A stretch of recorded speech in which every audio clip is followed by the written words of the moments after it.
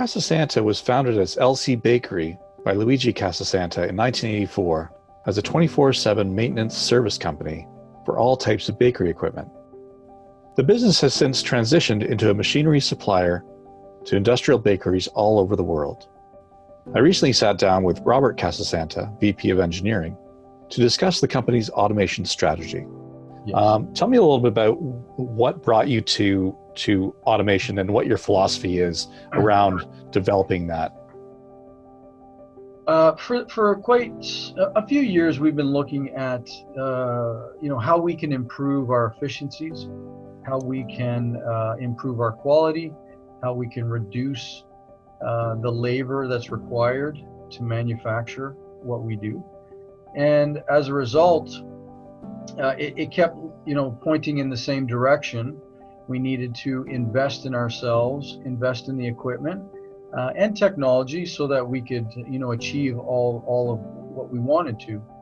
Also a driving force was the fact that in our particular market, the bakery industry, a lot of equipment comes from Europe, Asia, offshore, and we were faced with a situation where people were able to bring equipment into Canada and still be the cost was less than what we were at. And so the driving force again for us was to be able to reduce costs without reducing our quality. The company's first automation investment was in a Salvagnini FMA S4 plus P4 punch, shear, and forming machine. The system is designed to operate in a totally automatic and integrated manner, optimizing production lead times and improving workshop logistics. With the Salvagnini line, high quality punching, high quality bending, very repeatable. It actually does improve our quality. Right. So quality of bends allows us to do better quality connections. So it filters downward. Robert was keen to explain that the purpose of automation wasn't to drive a headcount down on the floor.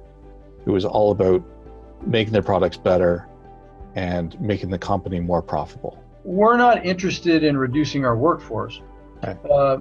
Because we know that how important it is to have a good workforce, a strong workforce. So, the purchasing of equipment for us was not to reduce the amount of people we have, but to improve the quality, improve the efficiency, and use the skilled people that we have to do more important jobs than let's say menial type tasks, things that are repetitive engineering and doesn't really add value to the process. Sure. What's the reaction been from your employees with your investment that you already have, the S4 P4, but also just the whole idea of increasing automation? That's a good question, and it's a funny answer, because when we first told them, and we wanted to make sure that we told them in a way that was positive, of course. Yeah. But when a lot of our long-term employees, when they saw that we were investing in this, there was some concern at the beginning, because they thought that we would end up having to lay people off or cut jobs, because with automation there's not as many people required. Sure. We tried to reassure them that was not the case.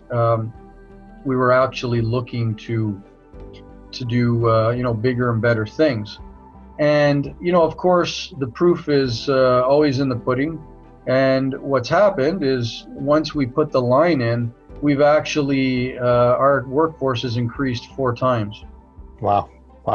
So that's, I think that put them all at ease pretty quickly.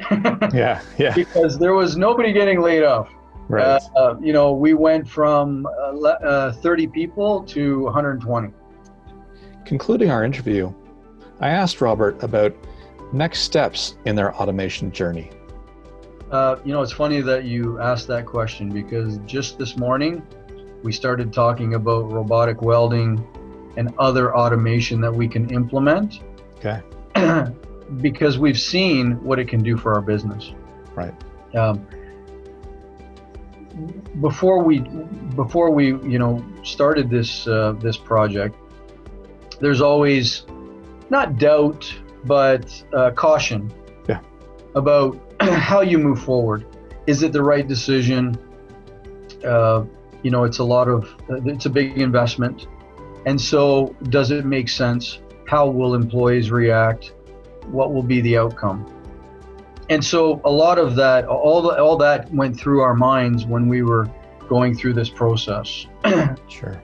But now that we've done it, we've gotten our feet wet and realized it was a positive experience, and it's substantially impacted our business from a standpoint of being able to have a much higher throughput and also flexibility in what we can actually do. So we've actually opened up our market or the industries that we can work in. Right. So, instead of, you're thinking you're going to buy a piece of equipment and it's going to focus you, it actually broadened our horizons. And as a result, we see that happen. Well, the second purchase, it was a no-brainer. Mm-hmm. It was so simple to do. And now that we've done that, now we start to think about what other things can we do in our facility to also continue to move this forward. Like I had mentioned, robotic welding or other automation that allows us to do things quicker and hopefully with more quality or better quality.